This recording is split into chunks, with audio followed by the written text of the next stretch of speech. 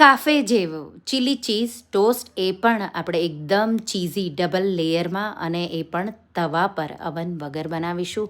બહુ ઝટપટ બની જશે. ડિટેલ રેસીપી મેં ટાઇટલ પાસે આપેલી છે. તો એક પેનમાં બટર, લસણ, લીલું મરચું, મકાઈ, કેપ્સિકમ ત્રણેય કલરના ઉમેરીશું અને હલકા સાતળી લઈશું. મીઠું ઉમેરી દઈશું અને એક પ્લેટમાં કાઢી લઈશું.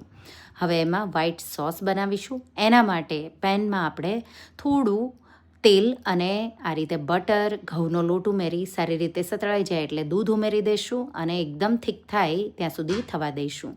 પછી આ રીતે ચીઝ ક્યુબ ઉમેરી દઈશું અને પછી સિઝનિંગ તમારા પાસે જે પણ હોય એ તમે ઉમેરી શકો.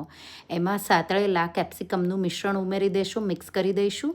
હવે બ્રેડ સ્લાઇસ લઈ લઈશું. એક બ્રેડ સ્લાઇસના સાઈડ કટ કરી અને આ રીતે વણી લેવાની છે. બીજી આપણે સાઈડ્સ સાથે બ્રેડ લેશું, બટર લગાવીશું એના પર મિશ્રણ, પછી આ રીતે કટ કરેલી બ્રેડ છે એ એના પર આ રીતે મિશ્રણ અને ચીઝ, અને પછી થોડું ઉપર ટોપિંગ્સ અને આ રીતે સિઝનિંગ કરી તવો લઈ લઈશું હલકો બટરવાળો કરી, અને સ્લો ફ્લેમ પર ચીઝ મેલ્ટ થાય ત્યાં સુધી તમારે આ રીતે થવા દેવાનું છે. તો અવન વગર પણ એકદમ ટેસ્ટી એવા આવા ચીલી ચીઝ ટોસ્ટ તમે કાફે જેવા ક્યારેય નહીં બનાવ્યા હોય તો એકવાર આ રેસીપી ટ્રાય કરજો અને મને કમેન્ટમાં કહેજો કે તમને આ રેસીપી કેવી લાગી.